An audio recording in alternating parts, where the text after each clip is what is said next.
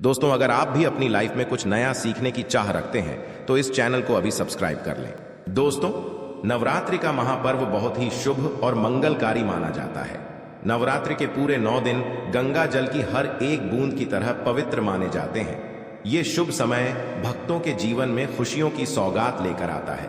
दोस्तों, आपको बता दें, 2023 में इस साल मां दुर्गा हाथी पर सवार होकर पृथ्वी लोक में सुधारेंगे। शास्त्रों में वर्णित है तथा मान्यताओं के अनुसार अगर शारदीय नवरात्रि पर यदि माता दुर्गा का आगमन उनके वाहन सिंह पर नहीं बल्कि हाथी पर होगा तो मान्यता है कि माता दुर्गा का हाथी पर सवार होकर आना बहुत ही शुभ और कल्याणकारी माना जाता है।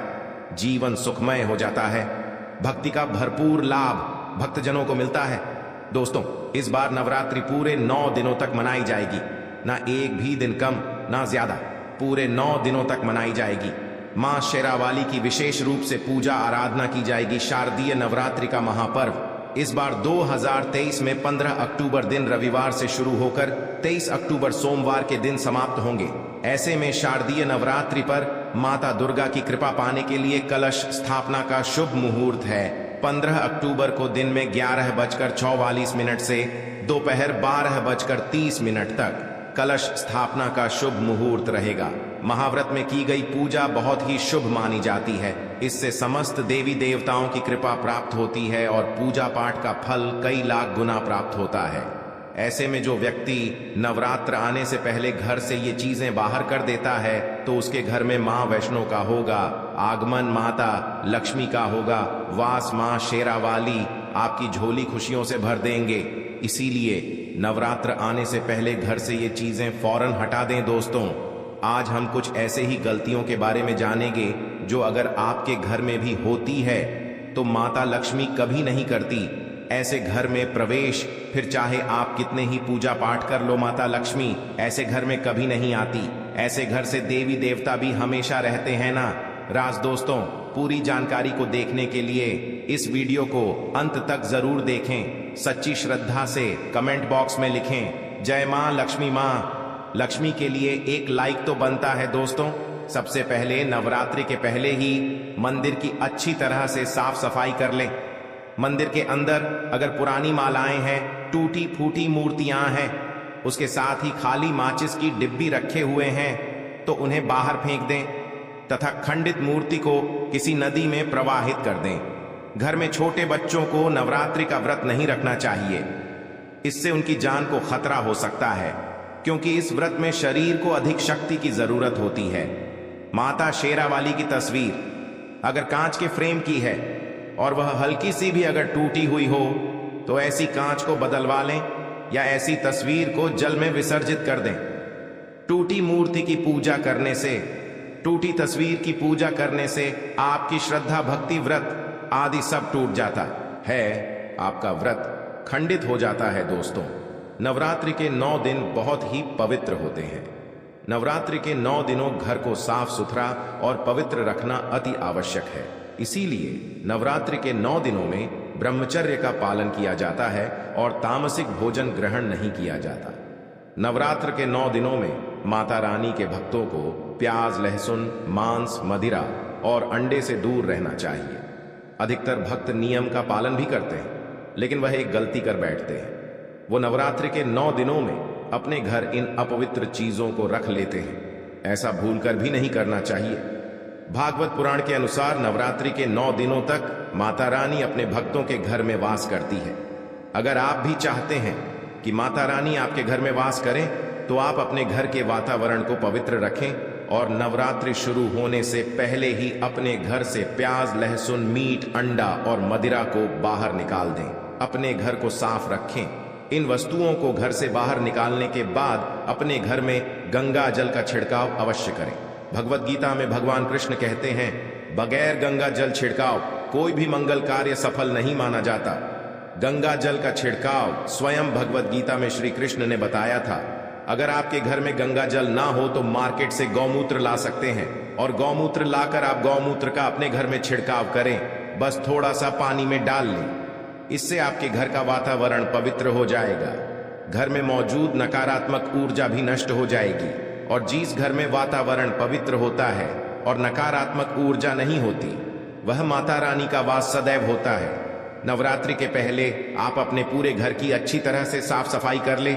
घर में जो भी फालतू सामान है, फटे पुराने कपड़े, उन्हें बाहर निकाल दें। घर में बेकार परहा सामान नकारात्मक ऊर्जा लाता है, इसीलिए गंदगी बिल्कुल भी ना करें। धूप दीप जलाकर वातावरण को स्वच्छ रखें। दोस्त, माता के आगमन के लिए घर का दरवाजा जरूर सस जाना चाहिए। इससे माता आकर्षित होती है और घर के द्वार में प्रवेश करती है। मां के आगमन के लिए द्वार को फूलों से सजाना। दोस्तों, कई लोग ऐसे हैं जो माता रानी की चौकी कागज बिछाकर बनाते हैं, जो कि बिल्कुल गलत माना गया है। माता की चौकी के लिए आप नीचे लाल कपड़ा बिछाएं। काला कपड़ा और सफेद कपड़ा भूल कर भी नहीं बिछाना चाहिए। ध्यान रखें, कपड़ा फटा भी नहीं होना चाहिए।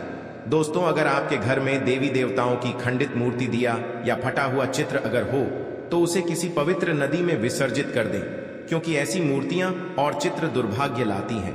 देवी देवताओं की खंडित मूर्ति की पूजा न करें और ना ही उन्हें घर में रखें, क्योंकि उन्हें घर में रखना बुरा माना जाता है। दोस्तों, वहीं अधिकतर लोग अपनी छत पर या घर के मुख्य दरवाजे के आसपास कबाड़ इकट्ठा कर देते हैं। ऐसा करना अशुभ माना जाता है। अगर आपने भी अपने घर में घर के मुख्य दरवाजे पर या छत पर या फिर खासकर घर की उत्तर दिशा में कबाड़ इकट्ठा कर दिया है, तो नवरात्रि शुरू होने से पहले उसका बाड्य को घर से अवश्य ही निकाल दें। दोस्तों, यदि आपके घर कोई भी बंद घड़ी है, तो नवरात्रि शुरू होने से पहले उसे अपने घर से हटा दें और नई घड़ी ले आए या उसकी मरम्मत करवा लें। घड़ी को प्रगति का प्रतीक माना जाता है। बंद घड़ी समय से पीछे चलने वाली हमारी प्रगति में बाधा डालती है। इसीलिए नवरात्रि शुरू होने से पहले ही आप बंद घड़ी को घर से बाहर निकाल दें। दोस्तों, अगर आपके घर के मंदिर में किसी भी तरह का कोई फालतू सामान रखा है, जैसे कि सड़े गले फूल, अगरबत्ती, धूप बत्ती के डिब्बे या माचिस आदि के डिब्बे, या कोई भी खाली पैकेट मंदिर में ना रखें, या फिर कोई फटी पुरानी धार्मिक पुस्तक, क्या भगवान के कोई भी पुराने कपड़े जो खर्च गए हैं, या मुकुटमाला जो खराब हो गई है, तो उन्हें आप जितना जल्दी हो सके अपने मंदिर से हटा दें। नवरात्रि से पहले आप अपने मंदिर की और मंदिर के आसपास की साफ सफाई अवश्य ही करें, तभी माता रानी की चौकी स्थापित करें।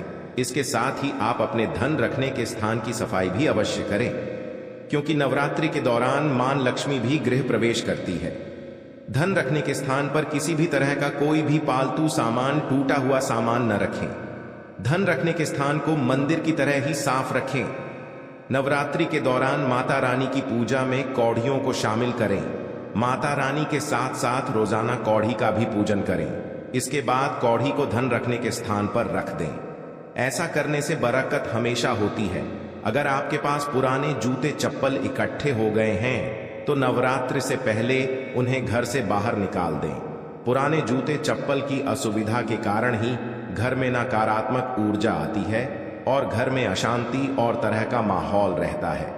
नवरात्रि आने से पहले घर से निकालना न भूलें। अगर जिस घर में ज्यादा होता है, उस घर में माता रानी का भी वास नहीं करती। साथ ही साथ टूटे फूटे बर्तन अगर घर में पड़े हैं, या टूटा हुआ आईना भी अगर घर में हो, तो उसे भी निकाल दी।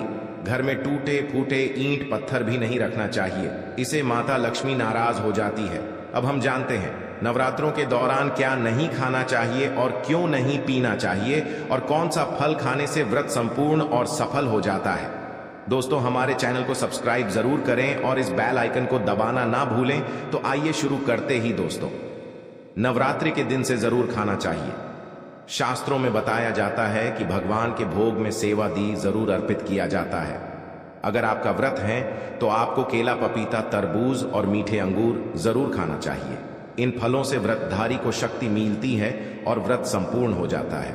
शास्त्रों में बताया जाता है कि नवरात्रों के दिनों में सीताफल जरूर खाना चाहिए। सीताफल खाने से 10 ऐसी बीमारियां हैं जो खत्म हो जाती हैं। माना जाता है कि नवरात्रों के दिनों में सीताफल का घर में प्रवेश होना बरहा ही शुभ माना गया है। सीताफल खाने से नवरात्रि का व्रत सफल हो जाता है, क्योंकि इसमें माता सीता का आशीर्वाद मिला हुआ होता है। नवरात्र के दौरान सीताफल खाता उसे दुखों का सामना नहीं करना देता।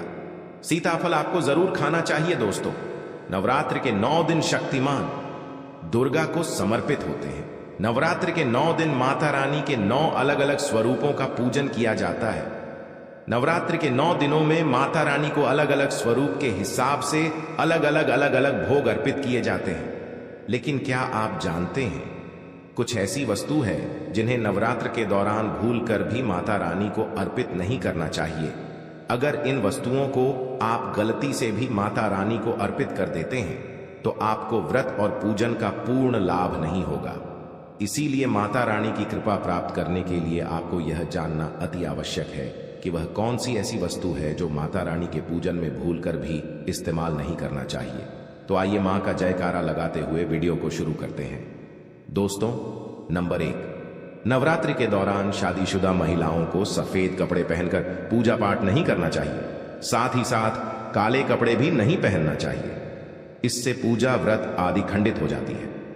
माता की चौकी जब आप लगाए तो उसके नीचे कागज नहीं लगाना चाहिए। माता की चौकी हमेशा लाल कपड़ा बिछाकर ही बनाना चाहिए। हमेशा याद रहे, नवरात्रों के इन 9 दिनों तक व्रतधारी को अपना आसन चौकी के आगे ही लगाना चाहिए और मंदिर को नवरात्रों के दौरान अकेला नहीं छोड़ा जाता। बहुत ही अशुभ माना जाता है। इससे दुर्गा माता नाराज हो जाती है और हमेशा के लिए चली जाती है। दोस्तों, नंबर 2, नारियल। हिंदू धर्म में नारियल को समृद्धि, धन, श्रद्धा और सम्मान का सूचक माना जाता है। नारियल को श्रीफल भी कहा जाता है। नारियल को सुख समृद्धि में वृद्धि करने वाला माना जाता है। नारियल का हर मांगलिक कार्य में विशेष महत्व होता है। जैसे कि आप सभी जानते हैं कि माता रानी के कई मंदिरों में नारियल से बलि भी दी जाती है और माता रानी के पूजन में नारियल का इस्तेमाल हम सभी करते हैं। खासकर कलश की स्थापना नारियल रखकर ही की जाती है। माता रानी के पूजन में हम नारियल इस्तेमाल करते समय कुछ गलतियां कर बैठते हैं।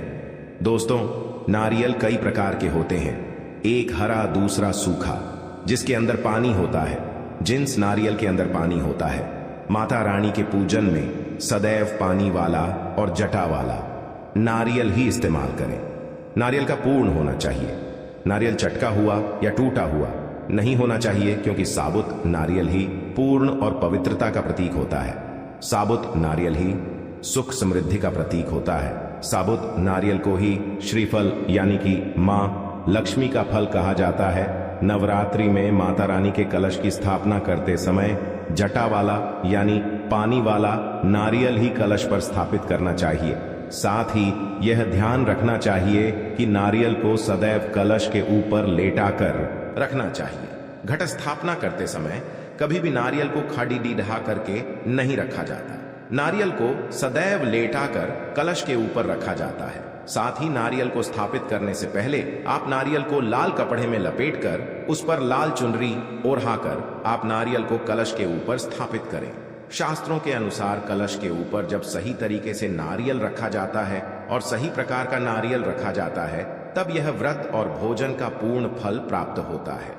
यह भी ध्यान रहे कि महिलाएं माता रानी को नारियल अर्पित कर सकती है, लेकिन कभी भी माता रानी के सामने नारियल को भूलकर भी नहीं, वह देर ना, क्योंकि नारियल बीज रूप होता है और स्त्रियां बीज रूप से ही शिशु को जन्म देती हैं। इसीलिए कभी भी महिलाओं को नारियल नहीं तोड़ना चाहिए। नवरात्रि में माता रानी का व्रत और पूजन किया जाता है, लेकिन नवरात्र के दौरान सबसे ज्यादा महत्व होता है कन्या पूजन का। दोस्तों, माना जाता है व्रत और उपासना से माता रानी इतना पसंद नहीं होती है जितना कि कन्या पूजन से होती है।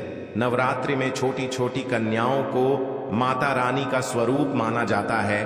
कन्याओं को भोग लगाया जाता है, उन्हें प्रसन्न किया जाता है और बदले में आशीर्वाद मांगा जाता है। कन्याओं को प्रसन्न करने के लिए गिफ्ट आदि उपहार वगैरह दिए जाते हैं।